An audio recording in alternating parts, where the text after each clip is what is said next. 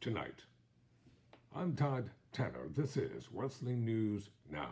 I'm talking about the one and only, the iconic, the legendary, a true professional wrestler, Ricky the Dragon Steamboat. Without a doubt, he has been one of the greatest superstars in the history of the blood sport. So who is Ricky the Dragon Steamboat? Let's get right down to it. Richard Henry Blood Sr. was born on the 28th of February, 1953, better known by his ring name Ricky the Dragon Steamboat.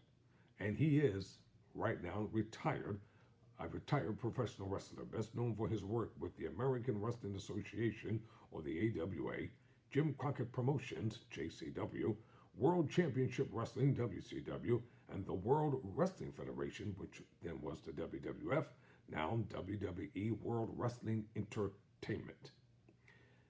In JCP and WCW, he was a one-time NWA World Heavyweight Champion, a four-time United States Heavyweight Champion, a four-time World Television Champion, a 12-time World Tag Team Champion, 8-time under the WCW banner, one time through unofficial under the NWA banner, and 3-time under the Mid-Atlantic banner, and a 2-time Mid-Atlantic Heavyweight Champion.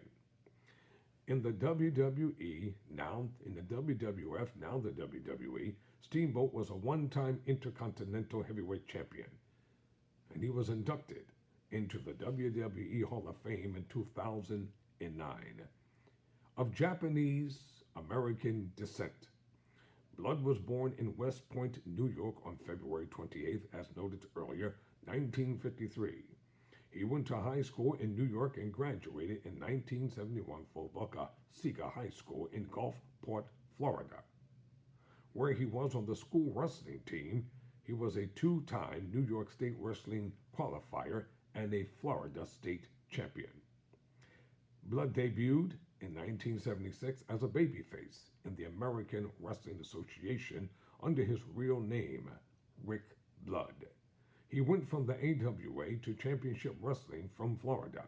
Before his debut in CWF, Eddie Graham gave him the ring name Ricky Steamboat, based on his resemblance to Hawaiian wrestler Sammy Steamboat. According to Steamboat, Graham thought Rick Blood was a good name for a heel, but not a face. In 1977, Steamboat entered the National Wrestling Alliance sanctioned Jim Crockett Promotions, which ran under the concurrent brand names Mid-Atlantic Championship Wrestling and Worldwide Wrestling, later Worldwide Wrestling, as well as airing syndicated TV programs under those respective names, where he would remain for the next 8 years of his career.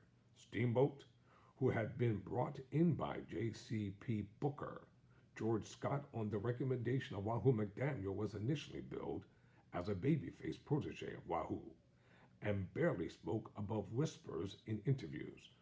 Matching him with his brash young counterpart, Ric Flair, was a natural fit. Steamboat was doing an interview on the syndicated Mid-Atlantic Championship Wrestling when Flair, then Mid-Atlantic Television Champion, began goading him. Steamboat knocked Flair out with a backhand chop to set up a match between the two.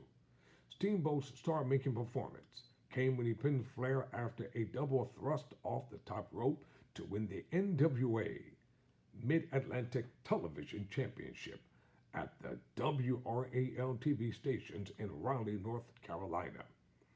Over the next 8 years in JCP, Steamboat captured the NWA United States Heavyweight Championship 3 times and the NWA World Tag Team Championship 6 times, once with Paul Jones and 5 times with Jay Youngblood. He also held the NWA Mid-Atlantic Heavyweight Championship singles crown twice, and wore the NWA Mid-Atlantic Tag Team Championship straps 4 times, 3 times with Paul Jones, once with Jay Youngblood. He also won the television title, which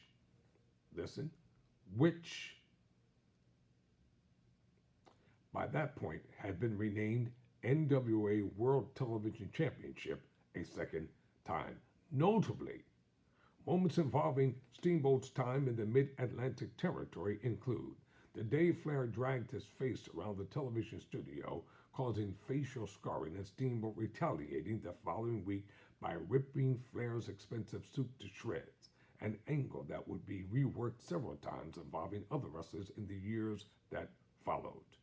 When longtime tag team partner Jones turned on Steamboat at the end of a two-ring battle royale, Steamboat and Youngblood painting yellow streaks down the backs of Paul Jones and Baron von Raschke. Remember him? Wow, what a character. In order to embarrass them into defending the World Tag Team titles against the two, Steamboat and Youngblood's top drawing feud with Sergeant Slaughter and Don Canolo. Steamboat and Youngblood being turned on by their friends Jack and Jerry Briscoe. Steamboat in a shocking and emotional feud against former mentor McDaniel, and his last great series in the territory, feuding with Tully Blanchard over the NWA TV title. After having creative differences with J.C. Booker, Dusty Rhodes, Steamboat left the NWA. So, everybody didn't love Dusty Rhodes. I mean, he might have been the son of a plumber and the American dream, but everybody didn't get along with him. In 1985, Steamboat was offered a contract by Vince McMahon, and he joined the World Wrestling Federation shortly after his debut, where he defeated Steve Lombardi on Championship Wrestling. Steamboat was given the gimmick of a babyface nicknamed the Dragon. Steamboat's jacket and trunks attire was replaced by, now I can't even pronounce this, so I'll spell it, Keikogi. I'll try to pronounce it. Keikogi, and long tights. Steamboat's mother is Japanese American, hence his Asian features, which were crucial for his dragon gimmick. Steamboat kept the nickname and gimmick for the remainder of his career. He appeared at the inaugural WrestleMania, where he defeated Matt Bourne in the third match of the card.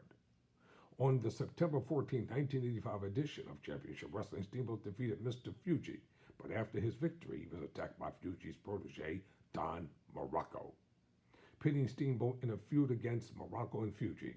During a televised episode of WWF Championship Wrestling, Steamboat and Morocco were scheduled for a match that never officially started after Morocco jumped Steamboat before the bell. Following the beatdown, Morocco and Fuji then used Steamboat's karate black belt to hang him outside the ring from the top rope before Steamboat was finally saved by Tito Santana and the Junkyard Dog. On the November 2nd, Saturday Night's Fall, the main event 3, he defeated Fuji in a Kung Fu challenge. On the January 4th, 1986 Saturday Night's main event, his intense feud with Morocco ended after he and the JYD, or the Junkyard Dog, beat Morocco and Fuji in a tag team match. In the opening round at WWF, the Wrestling Classic, Steamboat faced Davey Boy Smith in a rare match, pitting two fan favorites against each other. The match moved back and forth until Smith landed in the ropes trying to attack Steamboat, but Steamboat stepped aside and Smith injured his groin and was unable to continue. So Steamboat was awarded the match by forfeit. He then faced off against Randy Savage, oh yeah, in the quarterfinals. The referee was distracted by Miss Elizabeth, as Savage took advantage and pulled out brass knuckles from his tights and hit Steamboat before pinning him to win the match. After a victory over Hercules Hernandez at the Los Angeles portion of WrestleMania 2, Steamboat began his next feud with Jake the Snake Roberts. The feud began when Roberts attacked him before their match on the May 3rd Saturday Night's main event 4 of 6, which did not occur due to Roberts assaulting Steamboat. Roberts was initially reluctant to deliver the DDT on the concrete floor due to his fear that Steamboat would not be able to stop his head from hitting the floor, which on this particular occasion was not covered with protective mats. Vince McMahon and Booker George Scott were adamant that the spot take place outside the ring.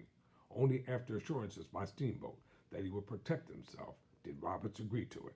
However, Roberts' fear came true and Steamboat was legitimately knocked out when his forehead hit the concrete. Roberts later described the sound as like a watermelon bursting. They later battled each other in a snake, they later battled each other in a snake pit match. No DQ, or no disqualification, in front of 74,000 fans at the big event in Toronto, Ontario, Canada, which Steamboat won with a small package despite Roberts dominating virtually the entire match to that point. Their feud finally ended on the October 4th Saturday night's main event, 7, when Steamboat defeated Roberts in the Snake Pit rematch. Following the match, Roberts continued to attack Steamboat and was about to place his snake Damien on him, but Steamboat took his crocodile out of his bag and scared Roberts from the ring. Whew. What a tongue twister. That was a lot of information, y'all. Ricky the Dragon Steamboat, to be continued. In profile, right here on Wrestling News Now. I'm Todd Tanner.